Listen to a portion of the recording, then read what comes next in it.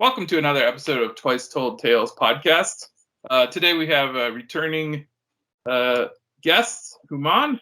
Last he was here in October when he was still in Australia and he was about to return to Iran. So now we're here for an update after a few months being back and observing some interesting psyops. We have a lot to talk about. So welcome, Houman. Hi, how are you? So how's it been being back to Iran? It's been all right. Could have been more difficult, but getting back home and seeing how things work, it's reminding me of some of the things that I liked and some of the things I disliked. I arrived here on the 38th day of the protests, so it's been less than 4 months I'm back. Two different things happened that was interesting to me. First of all, despite hearing from my friends from inside Iran that the number of people who go out are limited, it doesn't mean that the number of people who are dissatisfied with the government are as much, but the number that goes out is limited, way more limited than what it seems on the media. And that was true because I was a couple of times even trapped in the protests. A couple of times myself went out to see what was going on. My place is very close to one of the metro stations that allows me to see things happening through the alley that my balcony faces. So I saw it. Nowhere near what happened in 2009. The Green Movement, nowhere near what happened 3 years ago because of the rise of the petrol price. At the same time, something else happened, and that was the very quick rise of the price of dollar. I should use the word price of dollar because dollar has become like a commodity in Iran, and you buy it, you store it, you just keep it as something that could bring value to your actually property. And this very fast rise resulted in very big gaps in car price specifically, like during a period of over a course of a week or even 10 days or something, like 20% again over there. That inflation is something that is very different from outside. When you hear the numbers, then the time that you're experiencing it firsthand. Yeah, well, that's something that I guess we've talked about a little bit, is the impact of inflation, which is exacerbated by sanctions and all that. So I guess another thing just happened very recently in the region, just like last night, is this terrible earthquake. Yep. It's very close to Iran, but it affects a lot of Iranian allies in the region. The Lebanon and Syria were hit really hard by a 7.8 magnitude earthquake. So there's always something terrible happening, which is a real bummer. But we should definitely say something that we're concerned about the victims and the devastation from that happened yesterday. And we want to take this opportunity to offer our condolences to anyone affected in those countries. Like, the images that are coming from the affected areas are really tragic and heartbreaking. How many people have been displaced now, homeless now. And yeah, it definitely takes years to rebuild everything that has been destroyed. And a lot of innocent lives have been lost too. And also a few days ago, we had an earthquake in northwest of Iran, the city of Khoi. Also, that was destructive, but I don't think anywhere close to what happened in Syria and Turkey. No. That's very tragic. Yeah. But whatever it is, it's one of the areas that's been like the worst humanitarian zones for a very long time, for like 10 years or so, and now it's getting hit again. I mean, Aleppo suffered huge destruction and it was under siege for so many years. So it's really tragic.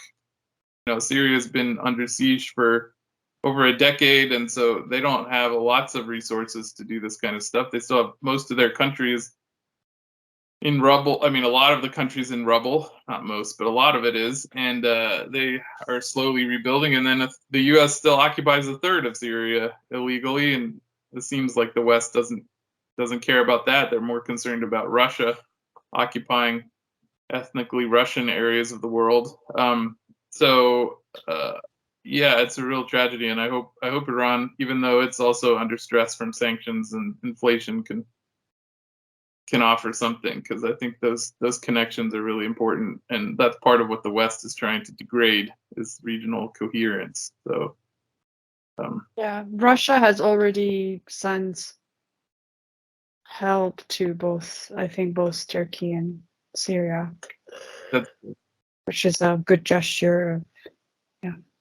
Well, Russia already has some military, presence in the area, so they should be able to be quick about it, which is good, and that will help build a more robust relationship, as if it isn't already pretty robust between Syria and Russia. But yeah, let's just hope that whatever quote unquote aid from the U.S. is coming into that region is heavily questioned, because it's more than likely guns than it is. The EU has already announced that they will send help to Turkey and Syria, and I'm already worried about that. From the EU or the West. Exactly. Help is always help. Exactly. Exactly. Help. So anyway, going back to Iran and your return to your homeland after how many years were you away? Almost 10 years. Oh, okay. So how does it feel being back to Iran at a time that the economy is not doing really well, and there were protests when you arrived here? So I know that there are a lot of challenges and struggles, but how does it feel? Are you happy about the decision you made? And tell us more about your experience over the past few months as you have. I think we could have something similar to this period, 3 months period. Anyway, it was clear that there was some dissatisfaction, and people were ready to be triggered by something else, and that was the death of Mahsa Amini, as it was triggered by the rise of oil price 3 years ago. And these are the things that I was thinking of before returning home. I was thinking that these things could happen. These things could become, instead of being happening once a decade, could be every couple of years. I was thinking of even worse situations, such as a war between Iran or the US or NATO. Sort of things like having really bad impact on your daily life and everything. I don't know if that situation happens. I respond the same way, that I'm happy or I'm okay with the decision I've made. But at the moment, I am. And despite all these pressures from outside, and even I should add on the neoliberal economic policies that are killing the country's economy and the life of the poor. Despite all those things, still Iran is surprising. Iran is doing, in my opinion, better than probably most of the world. I mean, by most 50% and more, which is something that under such circumstances we should appreciate. Not only the government, it's not like the government being resisting in the region, which is a key to it, but also the people. People are working too hard for somebody who has to, pay the bills and the rent and everything. It's really bad. For the majority, I would say, I see poverty has increased. It's clear, even compared to 3 years ago when I visited last. And we should take care of this part. If we want to stop more socio or political resistance from the society, we should take care of economy first. And I'm not saying that from like a super communist background. I'm just seeing what is happening to people on a daily basis. You can't really have dollar as the basis of everything in the country and being anti-imperialist. This is a joke. Yeah. You can't resist the biggest empire of the history in the region and push it back, but still adopt all those economic policies that they give loans to countries after they accept to do so, accept to do those policies, make those policies happen in their countries. But without those loans, we are doing all those things. We're getting advice from the IMF, from the World Bank. This is ridiculous. And if the country wants to move forward, WHO for COVID. Yeah. These are all run by the United States for the benefits and the sake of the United States.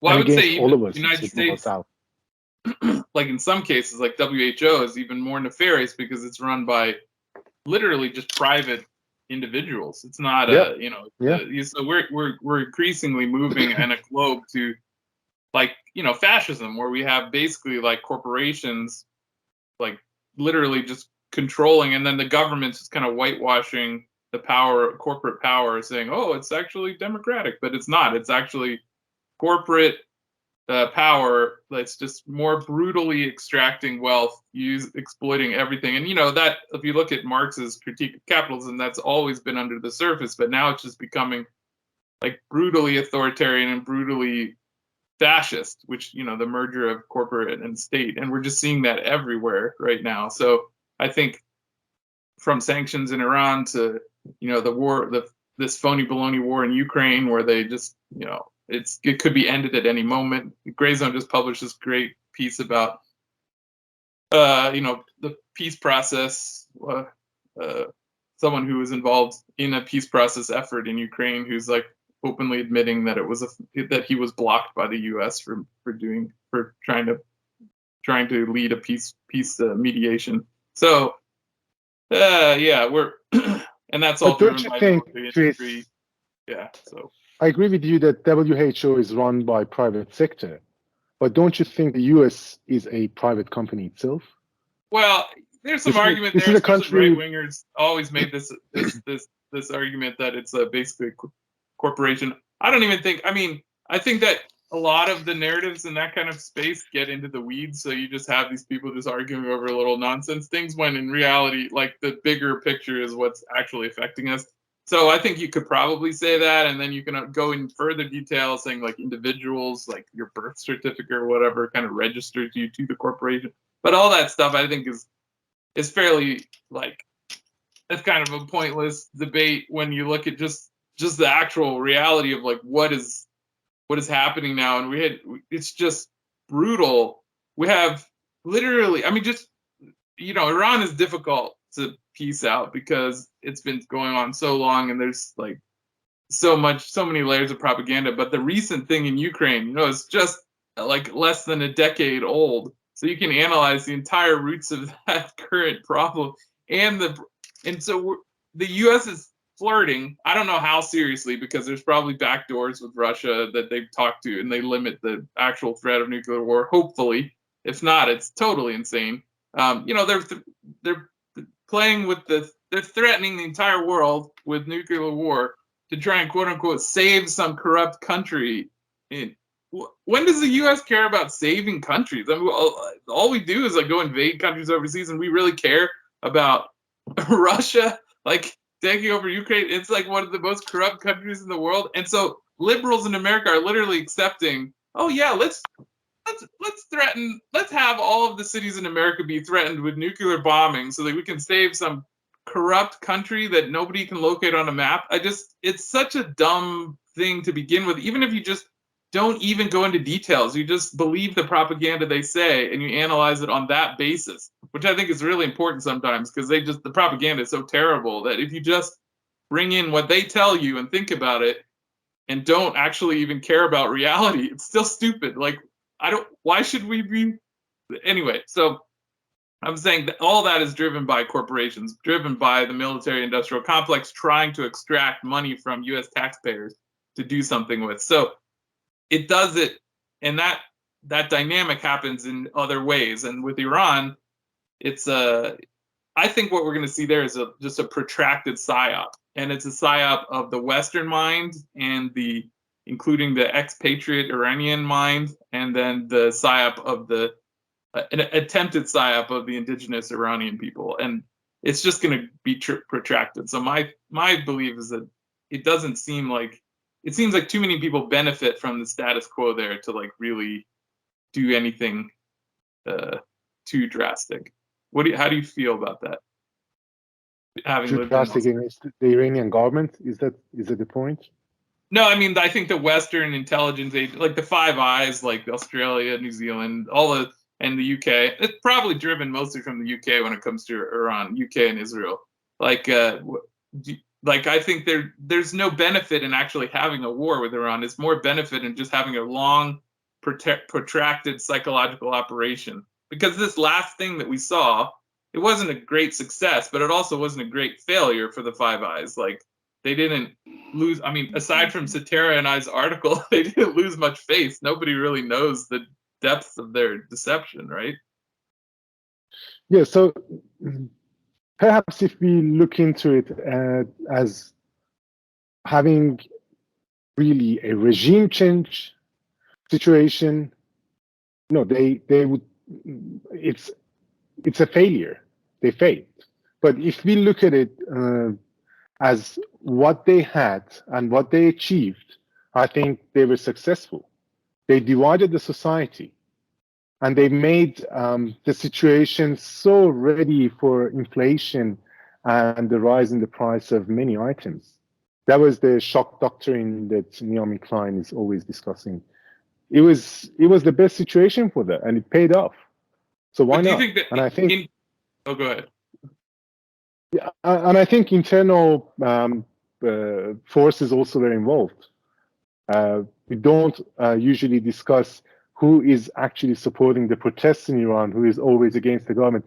The reformists, the so-called reformists or Islah Taliban, they didn't really wait even more than 4 years when Ahmadinejad was in power, and they tried to occupy the streets and turn the vote and everything.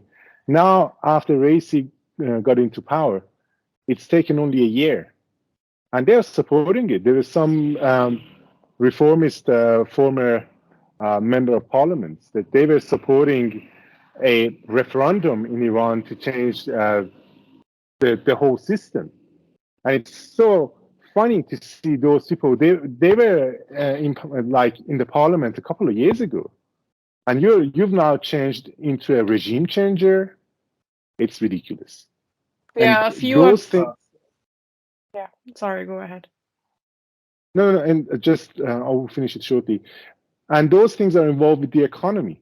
Those are the ones that have more of an upper hand in the so-called bazaar or Iran's economy. So how do you feel that these economic woes that are now happening? Because I think when you look at intelligence operations, especially in Iran and large scale like this, they always think the chess pieces are always a few steps ahead. Like, their moves are always, and so I think the way you said, the current economic stress lines up with the political division in a way, and I'm curious, how do you think that's going to affect the inevitable economically motivated revolution? Because this last revolution didn't really work, because it wasn't like the fuel price hike. It wasn't affecting everyone's pocket. It was just some kind of emotional trigger that got people on the street, and then it was backed up with a bunch of thugs that were funded, and then that became like a police battle between the foreign paid MEK thugs and the police, and then the people, however many of them were actually real deaths, could be talked about, and then the executions of the thugs could be talked about in the media and portrayed in a way that benefits the U.S. agenda. But like, how do you think the inevitable reaction to this economic crisis will be framed because of this PSYOP, this recent protest? Psychological. So look, the recent protest was mainly actually a middle class protest. No question about that. Yeah, exactly. But even the middle class, they're not in a good economic position either. So the main concern is what if the next time those who went out 3 years ago joined those who went out this year? Exactly. And have something really terrible against the whole society and economy, and even the system has to be worried about that, because who knows, maybe this time they skipped, but next time, if that's a stronger, I don't know what will happen, because the middle class has the media, but the lower class doesn't. So it wasn't really covered well 3 years ago, but this time It was less than before, but it was very well exaggerated and exacerbated in different ways. And as you asked, how does it actually look twisted with the economy, is that inflation is the tax that the poor gives to the rich, and there's nothing else around it. We had this minister. Doesn't the rich give that to the poor though with inflation? Because everyone pays inflation equally. It should have been the way. It should have been the way, but the taxes are always reversed. So we had this minister in Raisi's cabinet who increased the minimum wage 57%. And I think that was the main reason that the lower class didn't go to the street this year. But what if next time someone else because they actually made him resign from his position later on. Because that was something that all these rich people and people from some certain political perspectives, they were all against it. But it wasn't a bad thing. They kept workers at work and made the employers to be happier because the workers were happier and everything got better. But this time they said we're not going to increase the minimum wage more than 20%, which is, again, against the law, because the minimum wage has to be increased as much as the inflation has increased. That's against our law. Right. And next time they're not going to do it. They said it's not going to be the case again. It's been, I think, the third time it was the third time in the past 44 years of the post-revolution era that we had minimum wage being increased more than the inflation rate. Well, that's fascinating because, it's in a microcosm in Iran because inflation goes so quickly and that can happen year to year. You have to adjust the minimum wage. But Americans, they don't understand that same thing has happened here, but over a little longer period, like since the 70s. And I think like minimum wage federally is still something like $7 an hour. In my state, it's something like $5 an hour. So it's overridden by the federal government, $7 an hour. But in reality, if we were adjusted for inflation, it'd be something like $22 an hour. And they haven't done that. So this would be what happened in Iran would be similar to like if a politician, like if Bernie Sanders was an actually legitimate politician, if he would be able to push for actually having a minimum wage that matched for inflation, that the financial interests don't like that because that means they have to pay more of their salary to the workers. And so what you're saying is because there is the minimum wage is actually being forced to be tied to inflation. It's actually catching up to the upper class and they're being hurt because they're having to pay that wage. So there's actually somewhat more economic justice in the political system in Iran than there is in the U.S. is what I got out of that. Well, I don't know. The government in Iran is very small comparatively. Yeah, the United States has it's always known as the being the most capitalist country, and it's brutal and everything. But in Iran, I don't know of any person who is in power and has left economic views. I don't know any of them. There's someone named Yasser Jebraili who is he's not he's not elected. He's actually given the position, and he's got some interesting views. And he was discussing that in Iran, if the price of oil globally rises, then our income, which is in US dollar, increases, and then that because of a lot of interesting, labyrinth within that economic system in Iran, we have petrochemicals, and a lot of the items are taken out of oil, obviously, and all those things, because they have internal usage, the price of those items rises, and there are many, like tens of items, key items, and then that results in inflation within the country. And he was actually arguing that we think if the price of oil is rising, that's good for our lives and economy. But in fact, it makes the poor poorer and the rich richer. Wow.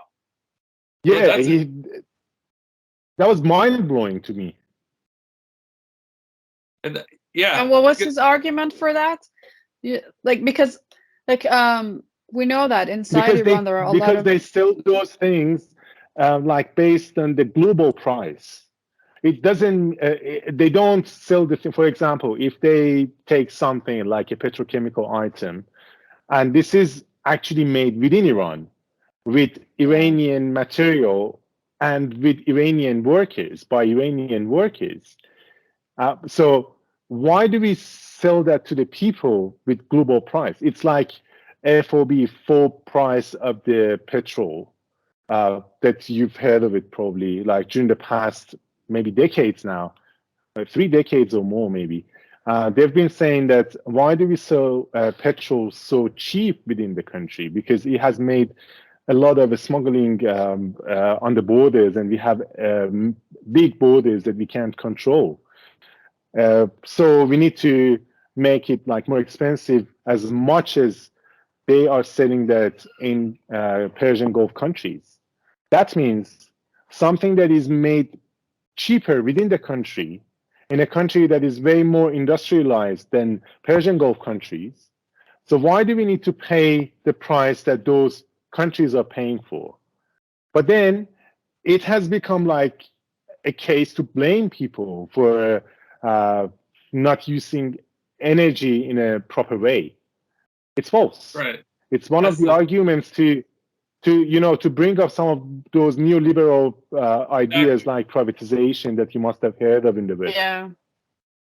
Also, ESG, the same scam with ESG is like they are able to individualize the pain and blame it back on the people. But what I was going to say is like what you were describing with the price of petrol, it's like the opposite of what we think of in, like, for example, fixing the price of real estate is you fix it to keep it lower, artificially lower, so that the people around can afford it and can survive. So this is the opposite. It's like fixing the real estate at a very high rate so that nobody can afford it. So you just basically create more of a division between the upper and lower classes instead of trying to like push that division back. And so that's what you're saying is that was what that person was arguing, is that you're basically artificially increasing the price because your natural condition isn't the same as the condition outside. The condition outside is artificial because it's based on their policies against you. So it's like by selling it at their price, you're basically accepting the artificial nature of that relationship. So yeah, there's a term that they use. It's called hidden subsidies. Yeah. Hidden subsidy, it's non-existent, for God's sake. This is used for saying that, okay, if people use more gas in their houses, that's because of hidden subsidies, and we shouldn't do it. We shouldn't let them buy gas so cheap. But they don't talk about workers' wages. It shouldn't be like somebody who's paid in the United States. But they have to pay the price for different items the way that that person in the United States pays for, or in Persian Gulf countries. This is ridiculous. It's Jabrali was discussing 46 or 7 items that used to have subsidies, of which now only 5 or 6 are remained. The government is so small and the subsidies are limited. It just, I don't know, it seems like being in an oil-rich country, and the price of oil is rising, so it's great for us. Not necessarily. If you go through all these mechanisms within the country, then you see everything, either good or bad from outside, is bad for us inside the country. So when you ask me what's your, how do you feel after returning home, I feel these things in person. Like, this is not something that I need to read an article about or write an analysis on. It's just what I experience here. Yeah. Well, that's the whole point of sanctions. Catch-22, right? It's like you and sanctions are involved as well. So imagine you have to pay for every item the way that somebody in the United States or the most expensive country pays for. And then at the same time, limited items are imported. So if something that you want and is on the sanction list or is coming from a sanctioned country or something like that that we can't trade with, then you have to pay even more for that item because it's smuggled into the country. Yeah. So imagine next time these people who are suffering from the inflation, who were suffering already, and now after these protests and having the society being shocked, and then all these economic bastards coming through and, you know, like trying to take away everything remained. So next time, imagine how the impact would be on the country. I think next time is very concerning. It has to something in the economy has to change. You can't be anti-imperial outside the country and like a hyper-capitalist system within the country. It's not going to happen. That's interesting. Yeah. Well. Yeah, that's true. Yeah. I was going to say something, but I just forgot. But we're talking about. Yeah. Anyway, so like as we were talking to Ferishteh that yesterday also, that I said like the protests have died out, but the anger and the dissatisfaction is still there, and it just needs a spark to trigger another wave of protests. And as you said, like this time it wasn't over economic issues, but if economic issues also pile up to the different forms of dissatisfaction that the population has, then it's going to be very difficult to predict what is going to happen. It's not going to be, it's not going to die out the same way it did this time. So if should we start talking about the next topic the next question that I really want to ask you, especially that you yourself you have studied drama and you're an author, and I know that you have also worked with actors and in the theater. So the next question that I'd like to ask you is about Shervin HajiPour and the famous or his viral song. First, tell me about how you felt, or what do you think about his song, and why it went viral. I still don't really, not clear exactly about this guy. I heard him referenced a couple times this song, but like, what did he sing about, and why is it triggering? So the title of his song is baraye. Word for word in English, it means for, F-O-R. And there were a lot of tweets for, showing their protest against the government during the early days. They were saying, for example, for the girls who were taken by the guidance patrol, for the buildings that fell off, for the environment, for this or for that, or for one of the controversial ones was for how do you translate اقتصاد دستوری ستاره? That's a difficult question. Yeah, for like controlled or manipulated government economy. manipulated Yeah, economy or government controlled yeah, economy. yeah, something like that. That is non-existent in Iran. Like, what are you talking about? Everything is like easy. If you're in this very limited group of upper class, you won't have any issues with this system. What are you talking about? But let's say there's some positive aspects to it as well, because the song is technically he's doing well, I guess.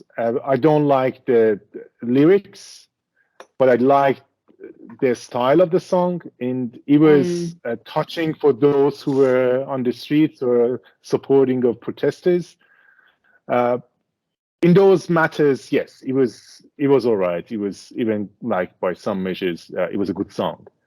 But I really don't understand some of the lines, such as that government controlled economy, stuff like that. This is not true. And then that specific line was used by Pedram Sultani, who was the former president of Otaq Bazargani, the trading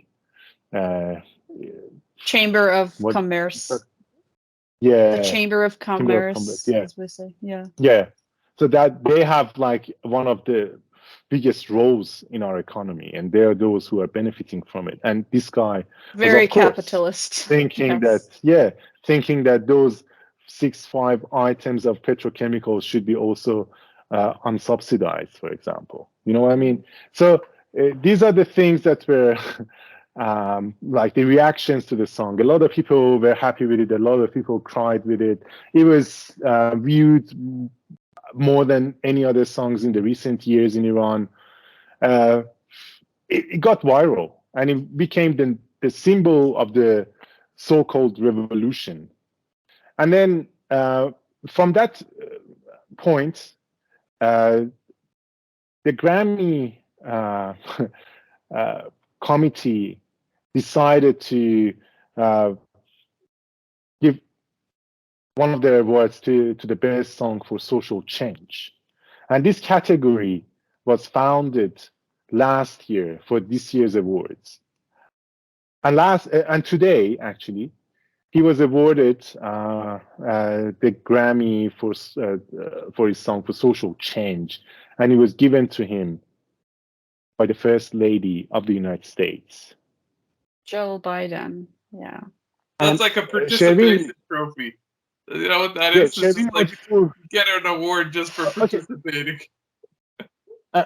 Look, let's really note that it's not his fault to be awarded by those imperialists. It's not his fault. But he is celebrating, yeah. But he is celebrating it. That's the problem. Oh, I'm sure he got paid something for it. It's no surprise. I can't say. Yeah, maybe he's not. I mean, he could be. I don't know. He could have done it with total good intentions and everything. But the thing is, or just maybe he was just brainwashed, and he's a young man who sees his song being, re-sung by a lot of famous artists around the world. He's receiving a lot of attention across the world. So the problem, there is nothing that we have against him as a young artist, but we're seeing it as a project against Iranian youth, the collective of Iranian youth. It's very interesting to know that BBC Persian made a documentary about him and his work 3 years ago. And it's very interesting for me that the BBC Persian made a documentary inside Iran about his life. Like they had cameramen sending to his house and talking to his parents. And so, it cannot be a coincidence. To me, it doesn't look like a coincidence that 3 years ago, this young man, there was a documentary about him. And while he is very talented and he has a good voice, he's not the only one. Actually, it's interesting to know that there is Iran also has a talent show, something like America Got Talent, and he participated in this talent show, and he did not win the popular votes for his song. So What year it was wasn't that? I don't remember. But not When recently. was it? Was No, not before. recently. Okay. Yeah, I it wonder. was It well would be really before. interesting to see how that would happen now. Like, it would be interesting to see if he actually has any genuine. What percentage of the Iranian population would consider him like a hero now compared to before that? Because I personally doubt it's that big of a jump. I think this is all just generated external hysteria. But it would be interesting. Yeah, well, I think the Can I give an melody. example? Yeah, sure. Yeah, sorry. So back in the day, if an Iranian artist was winning an international prestigious, quote unquote, prestigious award, we were all happy. When Asghar Farhadi won Oscar award, everybody got happy. I won't say Yeah. everybody, but like almost everybody was happy. Yeah, because But Iran this was getting time- recognized, right? Because it's like Yeah. your country Yeah. finally And- people are realizing it exists, right? Right. Exactly. Even though like his film Separation wasn't totally, the film is about a family that is like the relationship ends in a separation because the woman thinks that Iran is not a good country to live in, and she leaves the country. She wants to leave the country, and the man who doesn't really oppose her idea, he just says that I have a father here who is badly sick, and I have to be here for him, so I can't really leave the country. And she says, but your father has Alzheimer and he doesn't even recognize you. And he responded, but I do recognize him. So he stays and, she wants to leave. And that's the whole film about. So it's not like one of those films that is about, a good side of Iran. It's about the despair in a certain None of class his of the films. society. Yeah. And then, but unlike other Iranian films that were awarded in the 90s or like early 2000s, that they were really pretty much like portraying Iran as a backwards country, it wasn't that bad. It was about No, a it wasn't. middle class family, so it didn't look bad. It was like full of It actually, despair. it actually was a lot of like the human side of the Iranian society was very strongly shown in Yeah. that, and even though with a degree of despair and It was not lying to the audience, but no, it it was wasn't. not like it can't be an example of the whole society. It was a Yeah, certain class. exactly. Sorry, and So even interrupting that you. film, Yeah, sorry. I just remembered Iqtisad Dasturi is command economy. Yeah, Oh, command wow. economy. Command Yeah. economy. Yes. Good to learn. Thank you. Yes. No problem. So even that film got a lot of appreciation from different parts of the society. But this time, the society seems to be divided over this award. Even people, some of whom participated in the protests. Mhm. Hmm. Yeah, I mean, what like they have achieved is the divisions, a lot of divisions within our society. They've been so successful in that. Well, it's like Yeah, the that's soccer sensible. match, right? The football, the World Cup. Like, it's ridiculous. Yep. Why would you be divided about your team? I mean, who cares about politics oh my when it god. comes to sports? But it's the same exact I was- phenomenon, I think. Like, you have this psyop, which like rotted the brains of a lot of people, and they're just like they don't know who to hate. They want to. They're trying to hate their own people, their own culture, their own religion, or the history of their religion, or whatever. I mean, it's just amazing how you can get people to turn against their own selves with the Yeah. right message. Yeah. You know, And the this is so lyrics obvious, of but the society. Yeah, you go. yeah. So the lyrics of this song is like it's a very creative way to choose the lyrics. They come from the tweets that people like wrote during the protest, and so he chose certain like tweets from Iranians during the protest and compiled them and made it into a song. So that's very creative, and that's what got a lot of attention. It's also that, like, I think the music and the melody is very catching. Like everyone wants to repeat that. They listen to it and everyone wants to repeat it. So it's a beautiful song. For me personally, a lot of the things, those tweets that were sung in that like music piece don't make much sense, because part of them are our cultural differences. For example, where he says for what is that, like for the forbidden kiss or something like that. You know, you understand that it's still a majority in Iran, even if they do not come from a very religious background. They consider a public display of affection as inappropriate. So it's not the government arresting people for kissing on the streets. It's that the society thinks this display of affection has to stay inside the houses.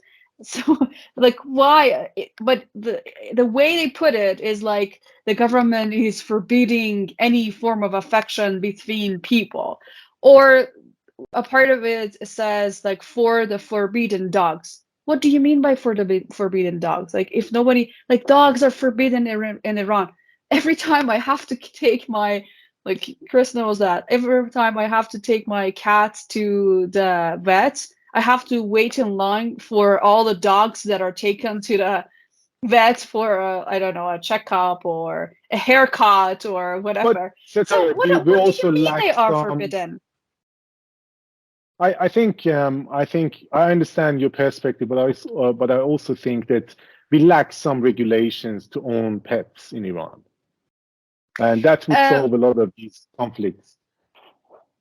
I don't say yes. necessarily, Yeah, like, for example, what you're talking about, and exactly. he's actually pointing at is by forbidden dogs, he's pointing at the dogs that are in the marginalized areas, that are fed by the rich, that are running, driving the four-wheel drives, and they go to those areas and feed them with like real expensive meat and bones and everything over Exactly. there, and then people of those areas are not only poor but also have to stand the environment that is actually affected by those dogs, because those dogs There become were kids more attacked and killed violent, by those and stray they were dogs. Oh, attacking them. Yes. wild dogs, like, yeah, that's something that the West doesn't understand, because it doesn't exist anymore, because we have dog catchers and they euthanize the Yeah. feral dogs. But if you have gangs of feral dogs in your city, they're extremely dangerous. Like, they at nighttime they will hunt you, and I've had that experience before in certain places, and yeah, it's just like wolves. I mean, they are literally wolves. They are the same Exactly. genetics as wolves, so just because they might be But even in smaller or Australia, yeah. look, even in Australia, feral cats, there's some, policies around them. If you kill a cat in some states in Australia, you can be given $15 a cat.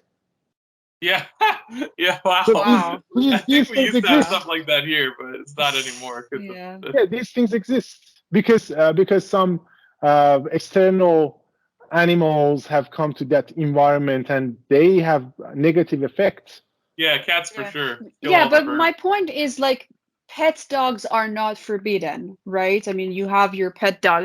They're not, yes, the society, a lot of people still in the society may not look at it as in a good way, which is again something cultural, but it's not that pet dogs are forbidden, like you can't have pet dogs. But yes, it came from a few stories that went viral where the government or the municipality decided to euthanize or kill certain dogs in certain rural like neighborhoods, especially in it's usually happened in underprivileged like areas in the outskirts of the city, because the dogs, like stray dogs, were there, and they attacked like a child. I remember it was a really tragic story. They attacked the child, and the child like died of the wounds. And there were people who were saying like, "Oh, why is the government killing these innocent dogs? Like, they just oppose dogs and they don't like they can't stand animals, and Like you would see like the armed protesters. They can't come up with a new propaganda. It's always the same. Like whatever Iran kills is an innocent butterfly. Exactly. And you see, But like, there were Sitar people also who would remember buy. Naruto? No, I don't remember. Like, let me tell you, Do you just remember? yeah, Yeah. You go on. yeah. Go There ahead. were also pictures of people like buying several kilograms of meat and bones and taking that to those poor areas and feeding the stray dogs.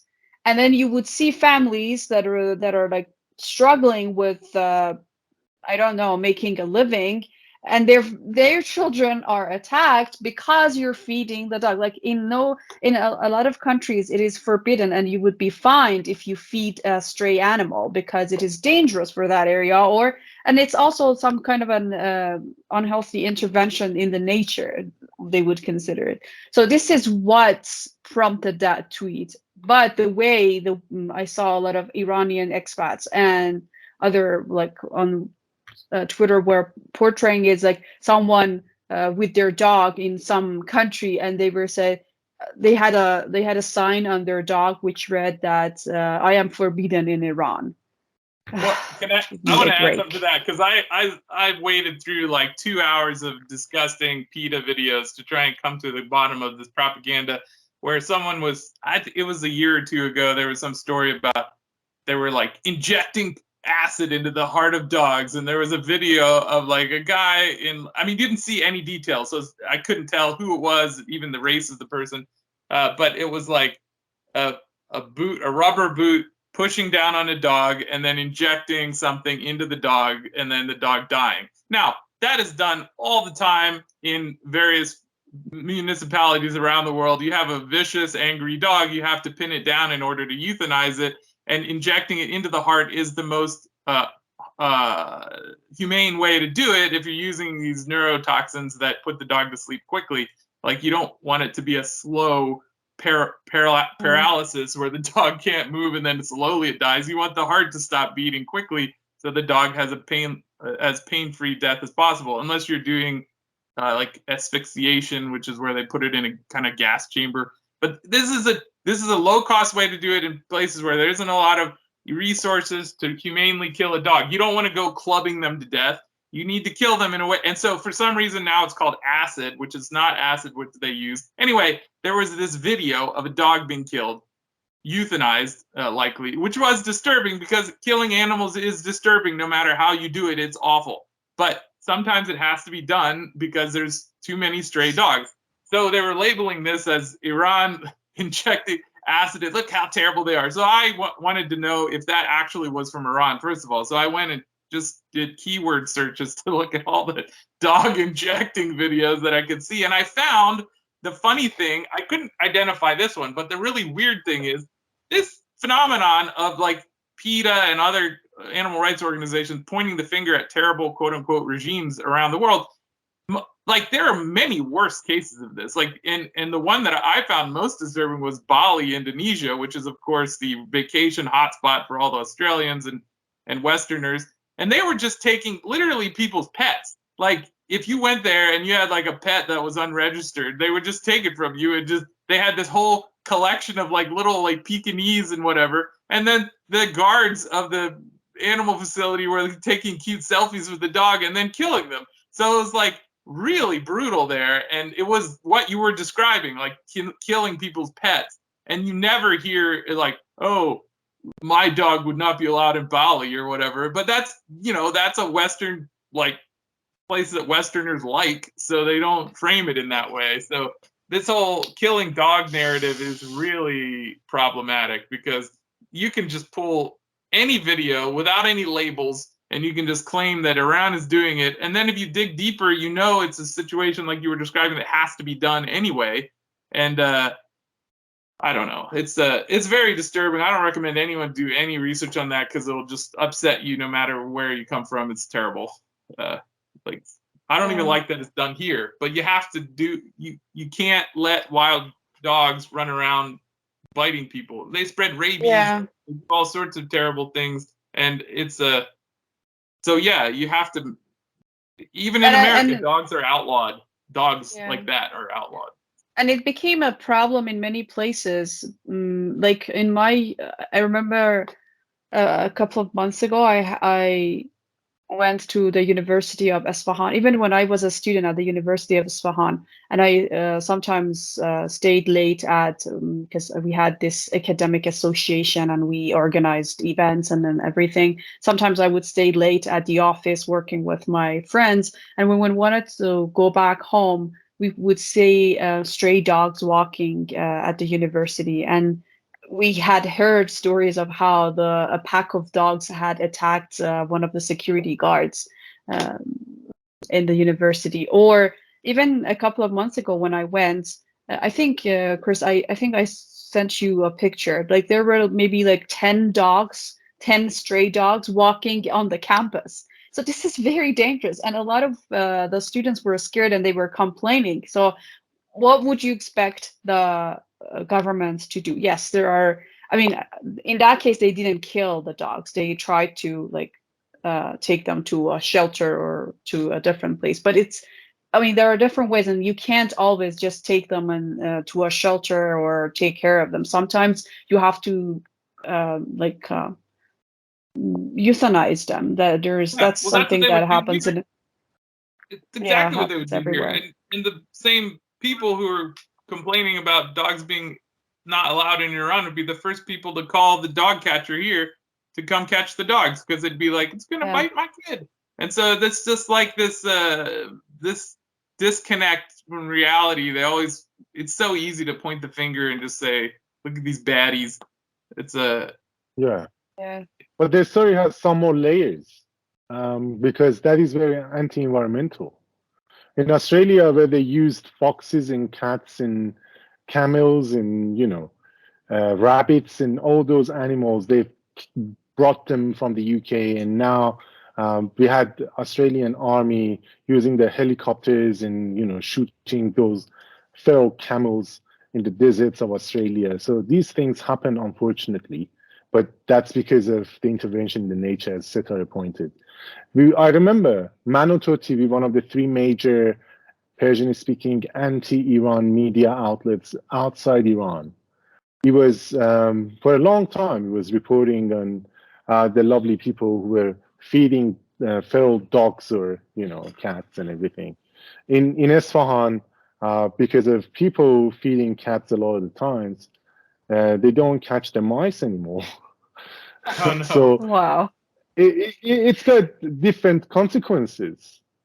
But Yeah. they then promote this song as like an environmentally friendly song. It's not.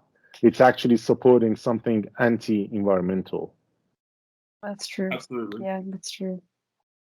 Yeah, it's a Manoto TV project, to be honest. I'm not saying that Shervin HajiPour was collaborating with them, but I'm saying No, they've yeah. been trying to, give a good image of those who are contributing to this problem. Yeah, that's true. So, after asking if you're happy with your decision, I would like to ask you if you would recommend any Iranians living abroad to return to Iran, especially at this moment and this time, which is, especially in terms of economy, not very easy. As I said before, for myself, the decision was made even for worse situations. So it's more of a mental thing that you need to overcome. That what if I return home? Is it going to be all right? It's going to be a bit difficult or just normal? It depends. Once you make that decision, I always recommend my friends just save as much as buying like a studio flat of 20 meters somewhere underground. I don't know, so as cheap as possible, but have something, a roof on the top of your head. That is very important because today in Iran you can't really plan buying a place. It's so Unfortunately, difficult yes. because of inflation. A lot of people, among all my friends, I am the only one probably who's got a small unit apartment. It's just 62 meters, and also a car. All my friends have none or either. One of those things is just removed from their plans because they can't handle.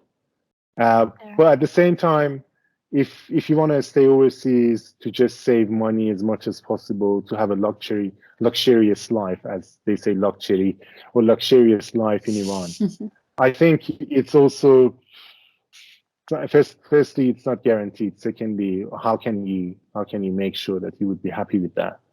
So there are some other things to consider. A sense of belonging. I didn't have it in Australia. I tried for it. I tried to be a part of the society, tried to make a positive change, but I realized that it's not possible. It's very strongly white-dominated system that is against the indigenous population, first and foremost. And as long as we haven't resolved that issue, we are all guests over there, but unwanted guests. An unwanted guest, even if he or she is powerful and seemingly welcomed, still they're not a guest. So you would never have a good sense in Australia, even as an Australian-born person, I would assume. But at the same time, here there are other issues. As economy is one of them, but other things as well. I decided to run a platform for those people who return home.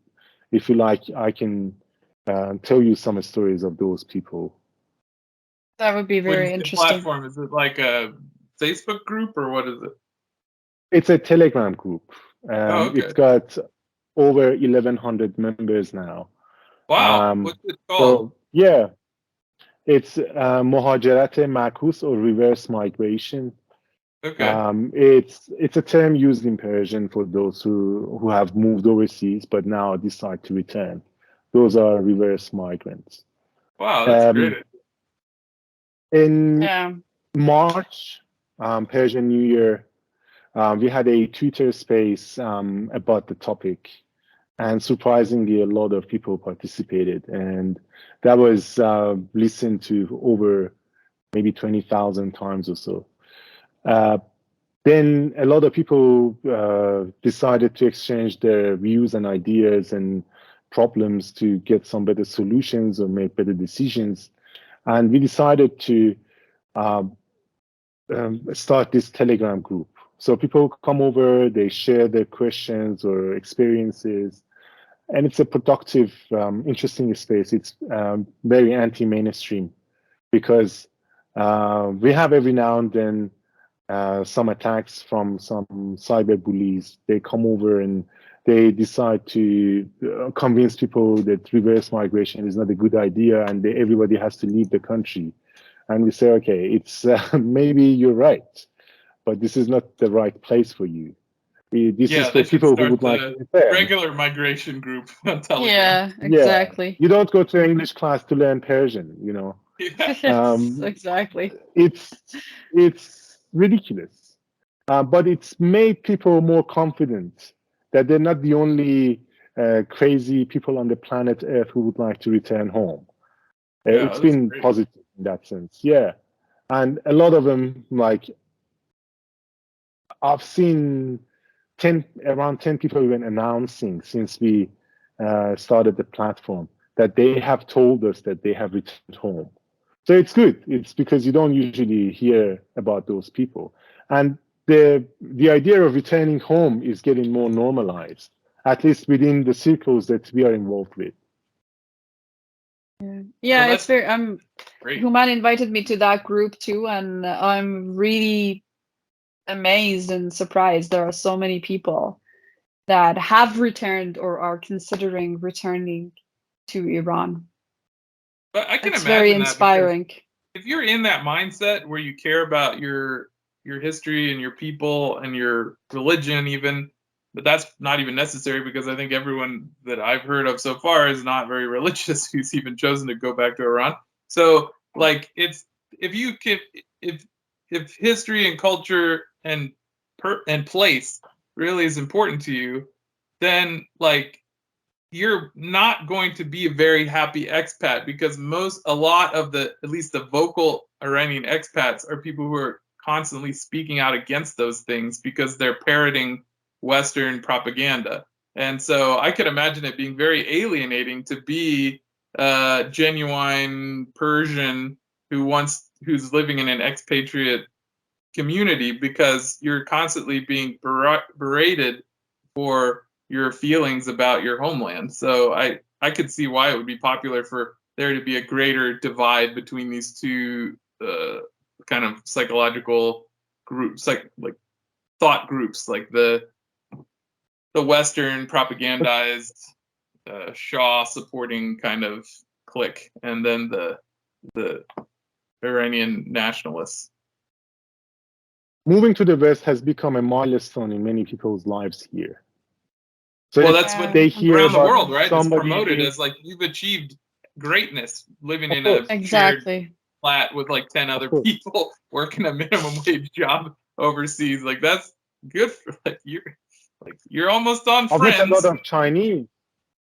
I've met a lot of Chinese people who are soon to become the biggest economy of the world, who are trying their best to become a citizen of a Western country. So it is a phenomenon. Yeah, I understand that. But in Iran, this anti-Iran propaganda is huge, huge. I would say it's probably one of those places that you would find a lot of people considering moving overseas. And by overseas, we always mean the West. Yes. So when they see somebody who's returned home, they sometimes even become suspicious, as they become suspicious about me. That are you like working for the government? You're promoting reverse migration. This is so stupid idea. Why do you do that? You must have been paid. Somebody told me that I was paid 40 million tomans per tweet. 40 million toman.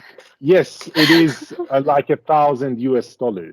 Wow. Like I want that job. $1,000 Even if you're not taking that job, please let me know who's paying that, because I'll gladly. Of course. I was labeled, so I wanted to find out where it was paid by, and it's ridiculous. And some people believe in it. This is even more ridiculous. Oh my God. You don't know how to describe these situations. These are so comic, but at the same time concerning, because you don't know, is it a comedy or a tragedy? And it can't be a comedy tragedy, because a comedy tragedy. And they expect you to prove them wrong. Yeah, and you have to explain why prove you me are you returning. don't. Why you don't have to justify why you're leaving the country, but you have to justify why you're back. So imagine there are a lot of migration agents who are against us now, that they think that we are troublemakers over there trying to convince people that Iran is not as bad. Look at those people who are returning home. Look at me. Don't I look like happier than before now? We can have some video calls and you would see me. My face is much happier than when I was in Australia. And there is one center at Sharif University. It's called Rasadkhane Mohajarat, which is the only, I would say, institute maybe, like for researchers. They sit together and they do some research on migration and everything related. And the name is like monitoring immigration. Oh, thank you, Satar. Monitoring Immigration Center must have been something like that. They are close to the reformist camp, and everything that happens, they say, oh, look, if we had the JCPOA, people would be happier and they wouldn't move overseas. So if we want people to stay in Iran, we should encourage all the parties and the Iranian government to sign the JCPOA and return to it and so on. It's obvious propaganda. You can't really be that stupid to say the JCPOA was good for us. The JCPOA ruined our economy. The JCPOA gave exceptional opportunities to the rich to use inflation against people and justify it over sanctions. Of course, sanctions had negative impacts. It's not questionable. But what they don't talk about often is how the internal forces could have been benefited from such external pressure. And who is paying for that? The majority. These situations are so funny, but complicated. You think as you see yourself as somebody who's just returned home. I've just returned home. It's not a big deal. You know, everybody can return home. Nobody asks you, why did you come back to the US? Was Australia better for you or not? People say, oh, you're back. You happier here? Yeah, cool. And you go. But here we have like interviews. Why did you return? Like, well, dude.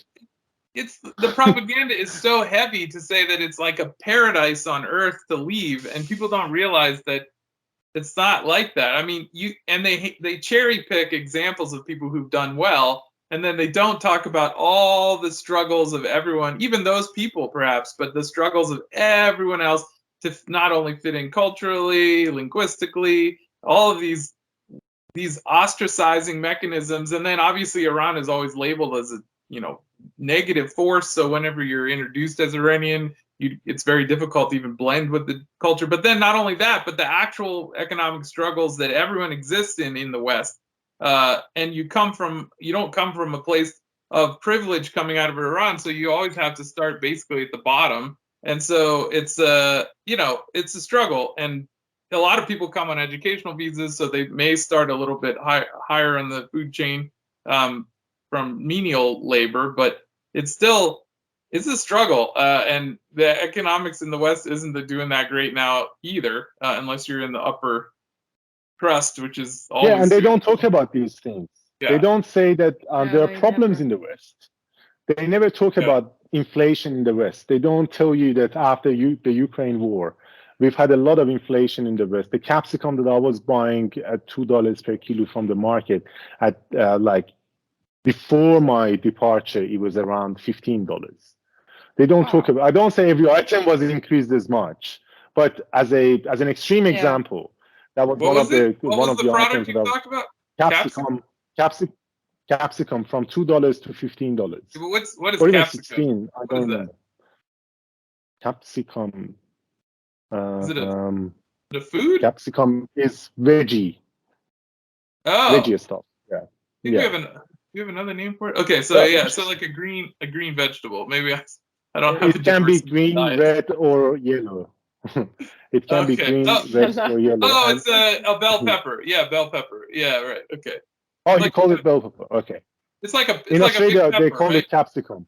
Yeah, that's right. Yes, that's right. Exactly. I didn't know. Yeah, scientific name. We call that felfel dolme in Persian. Yeah, felfel. Yeah. Bell. So they don't talk about that part of it. They always talk about the positive aspects of migration. They don't tell you what you lose, but they always talk about what you gain. You can possibly gain. That's what it is. They don't talk exactly. It's and that's almost on everything propaganda. They always talk about the one thing. They don't talk about the whole other stuff. They just focus on this one. So they tell you what you gain, but not at what cost. And that's the same with everything. Yeah. The wars or whatever. It's always like, honestly, I feel bad for people like Elon Musk sometimes, because I feel like this person has no life. He's the biggest worker of capitalism. Yeah, totally. Well, how can you wish to be like Cristiano Ronaldo? I would never want to be like him. I would never want to be like him, avoiding every type of food I love. I don't want to live like that. Like everything around. I don't want to go through personal stuff, but I'm just talking about the lifestyle. I don't want to have that kind of lifestyle. Yeah, I like to have Kifi's lifestyle. The problem is these kind of things are hyped within the country by some reformist media outlets. One of them, Faraz Daily, was reporting the other day that Canada gives more than 86,000 non-tourist visas to Iranians per year over the course of 11 years, from 2010 to 2021. And then I was like, okay, what do you mean? Like these many people leave the country every year just for Canada? How about those who Wow. go to Australia, to Europe, to other places? We'll have droughts in the country soon. Yeah. And then you go through it and you see the total number of Iranians in Canada. I think it was just over 200,000 already. Really? So Really? how did they? Yes, this is propaganda. They want to say that people are leaving the country so quickly and so largely, and they take away $45,000 per person. I calculated the number was so bad, and I quoted that tweet, and I did this math, and then Faraz Daily deleted the tweet and took down the article from the website. Wow. So yes, How and much how is do just they? the visa fee? Nice. How much is just the visa fee? Not any of the other stuff. Uh, What is the visa fee to apply for that? 'Cause- Depends on the visa type. But Depends for really on the, the let's visa say type. the one Well, they're what's the saying is range? non-tourist visa. It's probably in Australia. I could say in Australia it should be somewhere around $5,000. Just the fee Okay. to apply. The visa fee for visa application, the payments Wow. around it. It could be That different is some for great like a business. COVID visa. There was a COVID visa which was a 1-year working visa. I didn't pay for it; it was free. But there was student visas that you had to pay a couple of thousand. There was, I think, people were talking about $7,000-8,000 for partner visa stuff like these are different things. These are That's a different lot type of of money. visas. That's a lot And of then money. also you Thanks, have to Val. pay a lot of money to Wow. migration lawyers and agents. That is another industry inside Iran. That's an And that's industry. 87,000 they say are granted, right? So that's not saying how many apply if those numbers are real. So Yes, applying could be 86,000. a Yes, million. they said they were granting 86,000 visas to Iranians alone per year. And where do these numbers come from? From the monitoring sector of monitoring migration center. Yeah.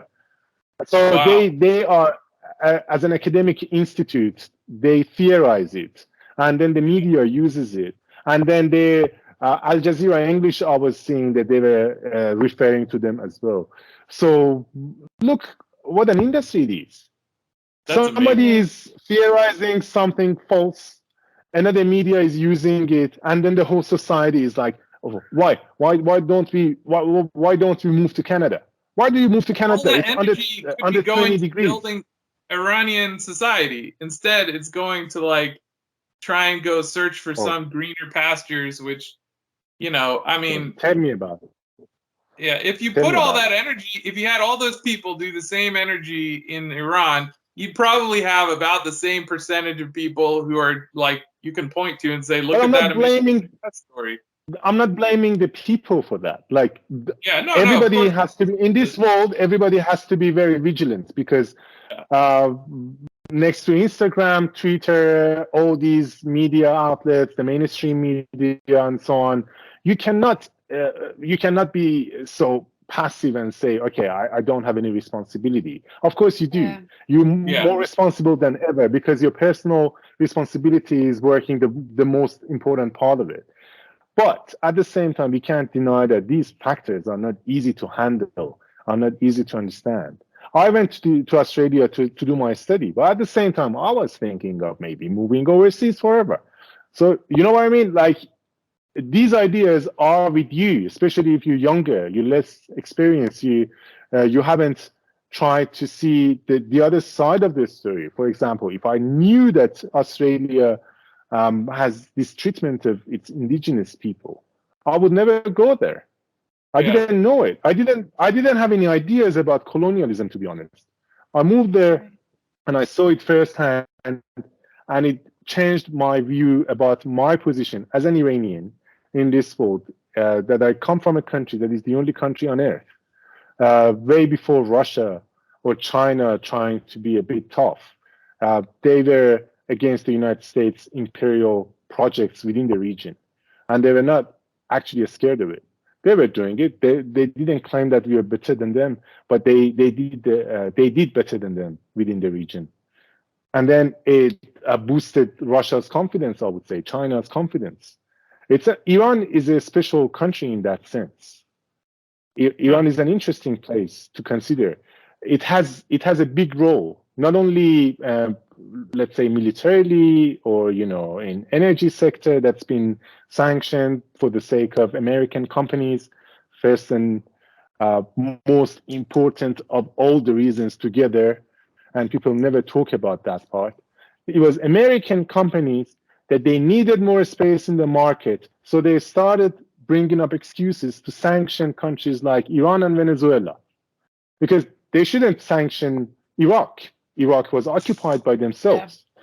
They shouldn't sanction Saudi Arabia or the UAE or other countries in the region because they were U.S. allies. They have their military basements over there. But Iran and Venezuela, okay, you're a bit tough to us. Okay, that's fine. We need some more space for our companies, and we will sanction you. Now we need more of your oil, so we will sign the JCPOA with you. Now we don't need it, so we just rupture the agreement and we move on. It is how it works. Yeah. As simple as it looks like, it is the way it's working, because these are corporate states. They need their own benefits of those corporations. They have to be met. It's not important for them what happens to an Iranian. They always talk human rights, but what about human rights when you have killed millions of people in Iraq and Yemen and Syria and everywhere for God's sake. In Iran, because of sanctions, how many people have died? There should be a research one day showing this brutal policy against our nation, and we should never forget it. I'm telling you, however many people have died in Iran, I guarantee you can get an American politician on record to say it was worth it. Exactly. I mean, Sheldon Adelson was saying that we should drop some atomic bombs in deserts of Iran so they can just be a bit more scared of us. You know what I mean? This is the idea. Yeah. True. It's really a tragedy, and it should be accounted for. It's kind of interesting that there isn't like an academic movement in Iran to try and quantify that, because it seems politically valuable to have information like that. I teach at the university, and my major problem with my students this semester was that, guys, you don't go on a strike against the government by not participating in your classes, because they decided to not participate to show their protest. And I said, look, I understand if you knew a better way, you would probably choose it. But what you've chosen is against yourself. You're not getting educated. It's been since the last protest 3 years ago. We haven't had one single semester to be done perfectly, because I was teaching also online from Australia to them. We have never had a proper semester. It was COVID, it was a protest, it was the conflict between Iran and the US that I forgot to tell you about your previous question way past during the podcast that you asked me. There shouldn't be like a war between Iran and the United States. Like once that they assassinated Qasem Soleimani was the time. It could have been turned into a real war. Yeah. So it is possible. I don't really take it off the table. It is there. At least for the United States, they have benefits in that. You should see that the corporate state, so it would be easier to justify why they would have war with any single country on earth. There should be some benefits for them. But anyway, this is the situation, and you have to keep them all in mind. Any decisions made, it could be different for everyone. About returning home, about dealing with these topics, you have to be very strong and sometimes opinionated on these things. You have to have a strong opinion on imperialism. Otherwise, you won't understand things that are happening internally. But also, the support structure that you're providing helps for people who have other reasons that they return home, like family issues, like caring for like parents or people like that, or they have to return home. This is group you set up helps them realize that Exactly. it's not 100% the negative thing to do that. Well, thank you everyone for joining us on another episode of Twice Told Tales, and thanks to Houman for giving us some more wisdom, and hopefully we'll see you again soon.